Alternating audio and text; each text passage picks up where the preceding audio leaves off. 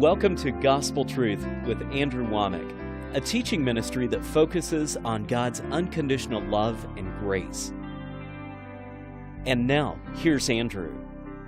Welcome to another special edition of our Gospel Truth broadcast.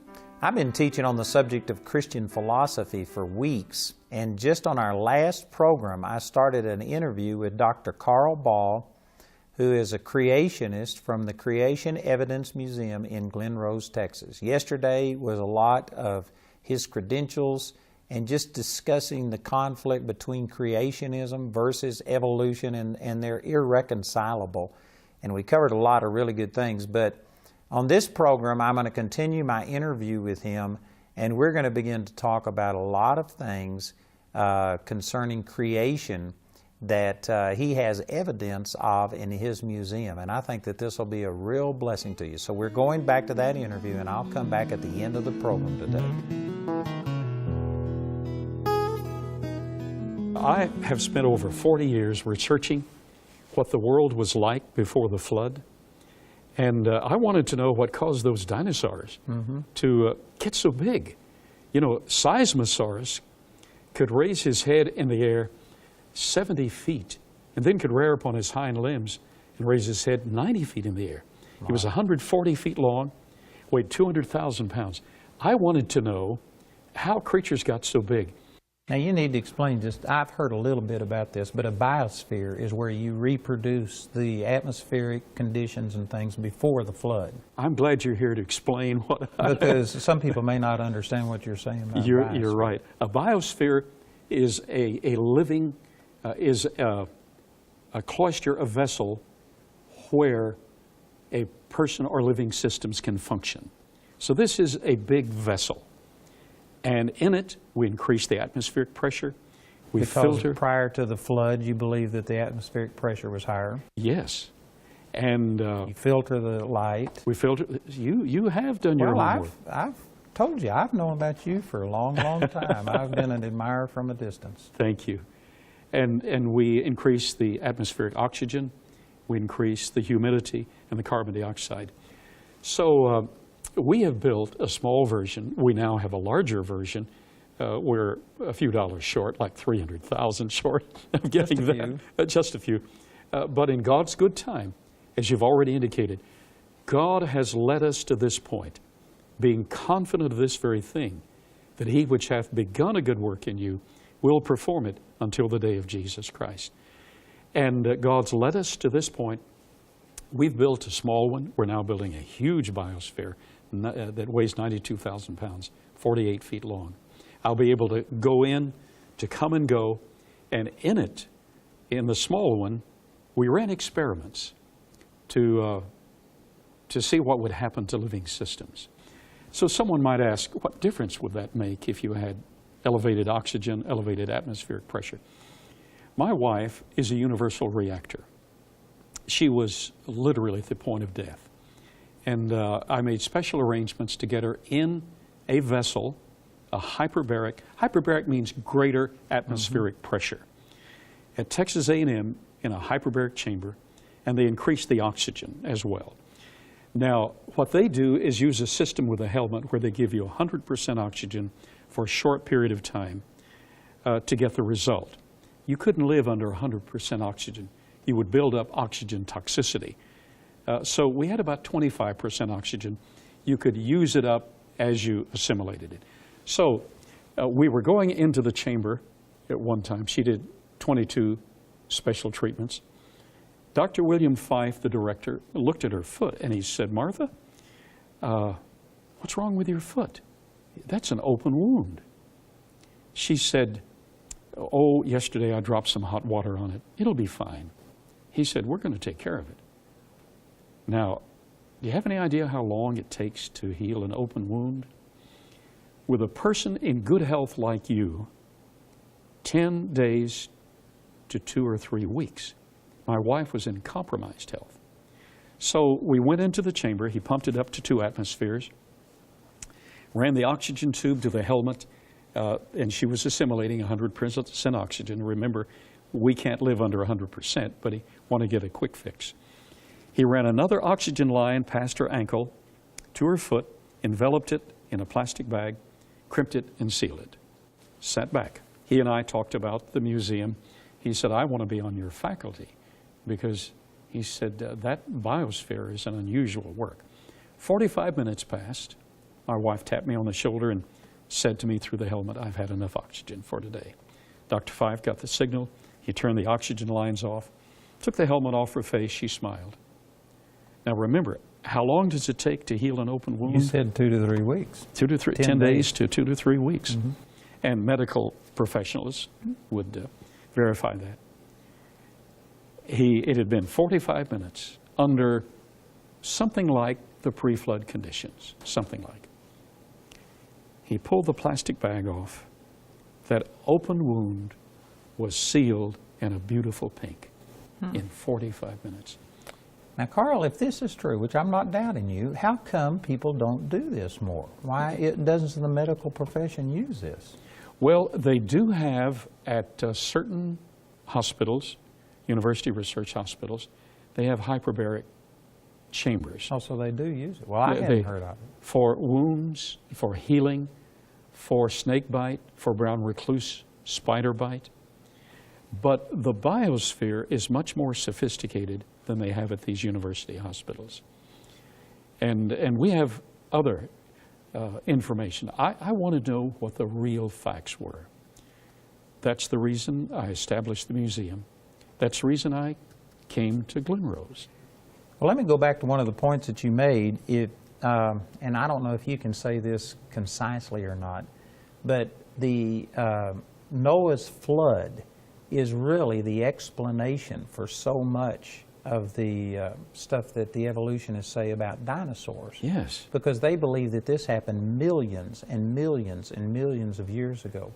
But you are saying that with the pre-flood conditions, yes, that animals, plants, like I saw in a previous video of yours, that you filtered the light and let only that one wavelength through and put a higher pressure, and plants would grow astronomically big. Yes, that's been demonstrated in the secular literature. Matter of fact, you've got a footprint right over here I'm looking at that, tell us about this footprint. Oh, yes.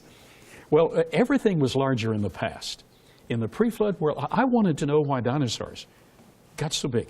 I wanted to know why lepidodendron, which is a lycopsid club moss, that today gets 16... Now, would you say that again? Oh, okay. What was that? You're talking about a plant or an animal? A plant, lepidodendron, the fossil lepidodendron in the fossil record. Are you speaking English? Yes. Okay. Is a lycopsid club moss. We grow them today, but they get 16, 18 inches in height. But in the fossil record, they got up to 120 feet tall. Wow. How could things get so big? Everything was larger in the past. There are remnants. Well, the Bible even verifies this, talking about the giants. The giants in the earth before the flood. And of course, Goliath, there's difference of opinion, but some people believe he's at least 9'9", on up to 12, 13 foot tall. That's in the Bible. Let me tell you a story. We have a footprint. Now to the controversy at Glen Rose. That's what brought me here. Mm-hmm. I had heard and did not believe that there were human footprints with dinosaur footprints. I still held to long age. So I came and directed that excavation. And my mentor said, all you have to do is excavate one original dinosaur footprint. Well, I assimilated the team. I did excavate that dinosaur footprint. But the team said, let's keep going. So we did. Over the course of 4 days, we had excavated, at that point, 19 dinosaur footprints.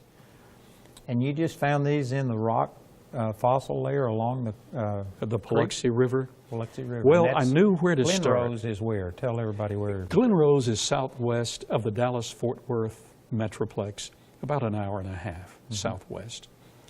And dinosaur footprints have been known, and there was a report that human footprints were among them, but I didn't believe it.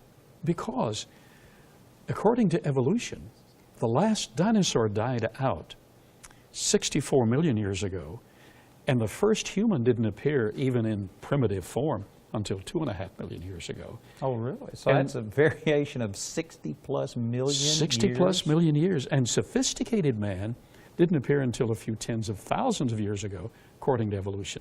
And I held to that, even though I held to it in a creation sense, a progressive creation sense. But I was wrong. Like a theological evolution, that God caused it to happen over long periods of time. The theistic evolution, that God caused it, but He used evolution, but then there was another form of it that I had accepted at that point in time, and that was progressive creation. That God, and some people still hold to this, that God created each life form, but He did it over vast periods of time. Created a life form, He let that settle in, and later He introduced another life form, let that settle in, and finally He said, I've got this just right, so He created man. And I held to that. But as we peeled back these layers of rock, and I delicately excavated through the clay, there was a human footprint, 17.5 inches from a dinosaur footprint. And that blew my mind. Now, you discovered this, or was Yes. had it already Oh, no, been? I discovered it. You unearthed it. Oh, yes, and took the team and I. They did most of the work, and I got the credit. You were leading the... Oh, yes, directing it, and they were very happy to be a part of it. They peeled back the limestone, and then I delicately excavated through the clay to the next layer beneath. And then I continued the excavation, and there were 4 of these prints.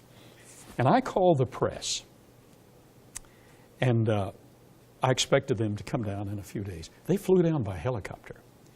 The next morning, I went to the airport to fly out of town, and the front page of the newspaper, Fort Worth Star-Telegram, said, "Track Step-on Evolution." Front page, and they reported this. What was the date of this? That was early April, or late March 1982. So I had to accept it, but I didn't sleep for 4 days and nights because it completely skewed my paradigm. It blew my mindset. Even though I was a creationist, I still held to the long ages. So we're back to the biblical record. And there were giants in the earth before the flood. We have a footprint from the Luders Formation. That's out in West Texas, north of Abilene. That's the Permian Basin. I got relatives live out there. All right. And according to evolution, that hard sandstone of the Permian Basin is about 230 million years old. Well, now, earlier I said on your program that according to evolution, man didn't appear until 2.5 million years ago, even in primitive form. And in sophisticated form, he didn't appear until a few tens of thousands of years ago, according to evolution. A footprint, in fact, a series of footprints, we have one of them. A footprint was found in that Permian rock. We took that to laboratories, 2 separate laboratories, and ran spiral CAT scan analysis, reading through the rock to determine if the print is genuine. You see, back during the Depression, at about the time I was born, a man named George Adams verified the human footprints. They had been found by Charlie Moss in 1918 when he returned from World War I. Now this is out in West Texas, Permian No, Basin? back to Glen Rose. So putting Glen Rose. these 2 stories together. Okay, gotcha. In Glen Rose, the dinosaur footprints had been found, and then the human footprints had been found by Charlie Moss. Now that was prior to your excavation, so had you heard of this? I had heard of it, but didn't believe it. You didn't believe it? I discounted it. Because it didn't fit your evolutionary model. No, it didn't. So a man named George Adams learned that he could cut human and dinosaur footprints out of the river and sell them for $200 during the Depression. That was a lot of money. Yeah. Still is a lot of money. So he found another way to do it. He was good at what he did. Under a shade tree, he carved about 6 dinosaur footprints and 2 or 3 human footprints and sold them. And they were pretty good. But when a genuine dinosaur or human footprint is discovered, If you take that into the laboratory, the compression density made when that creature, man or dinosaur, stepped in the mud, the compression density creates a factor that the lines are more dense, and it shows in the rock. They're compressed. Right. Not only under the print, but as the foot moves beside and ahead of the print. So we took one of his carved prints to the laboratory. No compression whatsoever. But everything I'm going to show you with the footprints here, we've taken to the laboratory. Every one of these footprints has compression density under and to the side. They're genuine. We have a footprint from the Permian Basin that is 17 inches long. And when we first got it, I said, I'm going to take this to the laboratory, but it's not going to show any compression because I don't believe it's genuine. We took it to the laboratory, 2 of them. It is absolutely genuine. The compression is there. And isn't that too big? Well, there were giants in the earth, the Nephilim, but then I remembered. Back in about 1987, I was listening to CBS, National News. They said in Mozambique, the missionaries reported that a girl came out of the bush to get her shots. She's 13 years old, 10 feet 4 inches tall. Wow. Now you said Goliath was about 9.5. I think you're right. 6 cubits in a span. But here's this girl, 13 years old, 10 feet 4 inches tall. Her foot would be longer than 17 inches. You know, I was at a boxing match in Fort Worth when I was 18 years old, and there was a man down close to the ring who was bald-headed, and it looked like he was standing up the whole time. And I wondered, why is this guy standing? And then he stood up. He'd been sitting down. Oh my. And he was a giant. And I ran down and stood next to him, and he was called the Corn King Giant. I don't know if you ever heard of him here in the Dallas-Fort Worth area, but there was a Corn King, some product, and he promoted their product. And I stood next to him, and my eyes came to his belt buckle. He was 9 foot 9 inches tall. And I stood next to that man. So I know that those things can happen. And I'm looking at this footprint right here. And even though most people would say that that couldn't be true, you've had that scan on it. Oh, yes. And the compression is there. That is an accurate footprint. And let me just go back to one thing that we said at the very beginning of this, that if man and dinosaurs were supposed to be separated by millions, over 64 million years. If they were supposed to be separate, what does that do to evolution if you can put a human footprint with a dinosaur footprint? I'm glad you asked that. Dr. Ernst Mayr, considered the world's leading evolutionary biologist, Dr. Ernst Mayr of Harvard, said in a debate with Dr. Duane Gish, a leading creation scholar, member of a Nobel laureate team.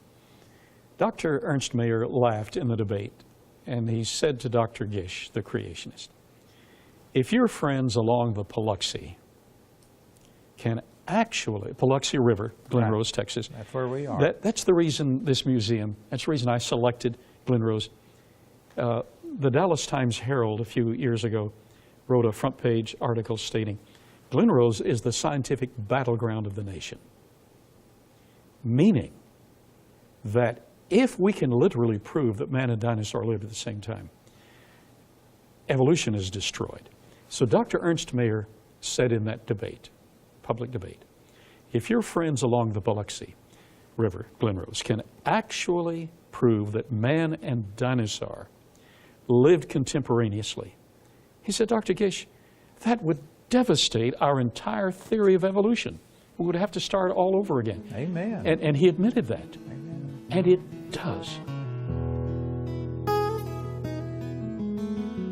So as we were watching this segment today, I actually had one of my employees here talk about that her husband took some of these hyperbaric treatments and that it really works. And so, you know, anyway, these are things that when you start hearing these things from a scientific standpoint, it just gives credibility to what the Bible has to say about the way God created it. And all of the layers of rock and all of these things and the large size of animals and people, etc., can all be explained by the pre-flood conditions that were in the earth.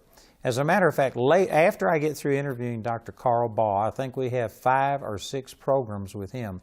But after I get through interviewing him, I'm going to go to Dr. Grady McMurtry and have him explain some things about how that the waters claved is what his DVD is entitled, and it talks about that this supercontinent where everything was all one, when the earth split and the waters from inside of the earth came up, this is what called the continental drifts, and he's going to talk about the flood specifically and all of these things that scientists are attributing to hundreds of millions of years were caused by one gigantic flood, and we're going to be showing a lot more scientific evidence about that.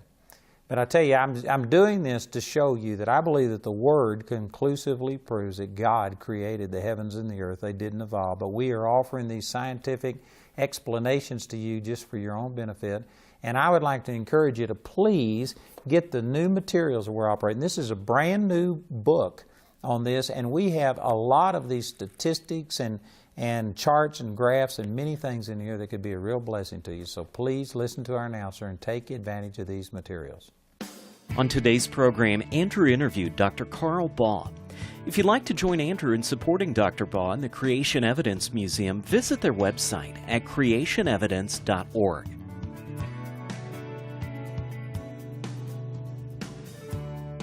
Andrew's complete teaching titled Christian Philosophy is available in a brand new book for a gift of any amount. This teaching is also available in a companion study guide that's perfect for home groups, Sunday schools, and for individual study. It's been designed so that anyone, anywhere, at any time can reach an unbeliever, disciple a new believer, or grow with others in the Lord. Not only is the entire teaching included in the study guide, you can also print off as many copies as you like when you download the PDF files from the included data CD. This valuable resource is available for a gift of $35 or more. Or you can get this teaching on either CD or DVD as seen on TV. And each is available for a gift of any amount. To see all the ways you can get today's teaching series, go to awmi.net and click on Today's TV Offer. The fifth audio teaching in today's series is titled Creation versus Evolution, Part 1. It's available for a gift of any amount when you write or call. We encourage everyone to give, but if you're simply unable to afford it, Andrew and his partners will provide this fifth CD free of charge. You can use your credit card to order resources through our website at awmi.net. And while you're there, you can discover more product details and download additional free resources. Or you can order through our helpline Monday through Friday from 4:30 a.m. to 9:30 p.m. Mountain Time. Our helpline number is 719-635-1111. If the lines are busy, remember you can order ministry materials 24 hours a day, 7 days a week at awmi.net. To write us, use the address on your screen. We appreciate your generosity and hope to hear from you today. We'd like to point out Andrew's upcoming speaking schedule. Mark your calendars to come meet Andrew at one of these events and let the Word of God transform your life. He'll be in Warwick, England for the Andrew Wommack Ministries of Europe Ministers Conference October 22nd through the 24th.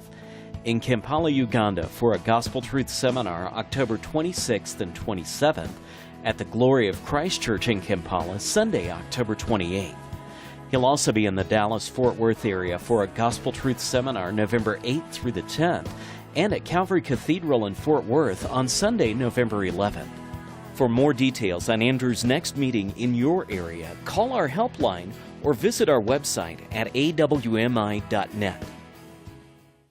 If God asked you to leave your comfortable lifestyle, move to one of the most violent parts of the world, and be a living example of His love and grace, would you say yes? Meet world changer Dennis Stauffer, CBC graduate, class of 2006. Dennis answered God's call on his life, attended Charis Bible College, and moved to an area of Guatemala where even the police were afraid to go. In just 3 short years of practical ministry, the truth that Dennis learned at CBC has literally transformed this part of Guatemala. Lives have been changed, crime and violence have decreased, and police have returned to the area. CBC graduate Dennis Stauffer. He's changing lives in Guatemala. Change your life. Change the world. Log on to charisbiblecollege.org for more information on how you can become a world changer. Charis Bible College and Andrew Wommack Ministries.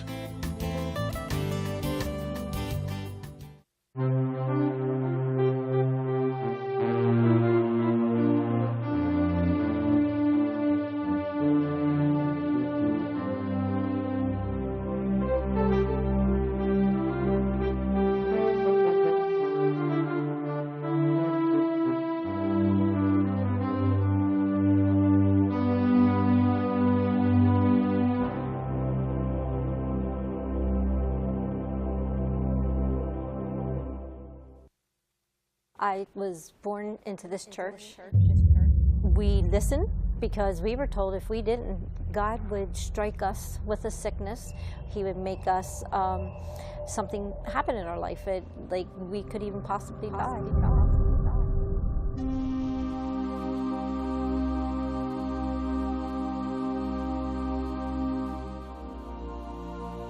My name's Virginia, and one day, for some odd reason, I turned the TV on and a man's voice started filling my living room.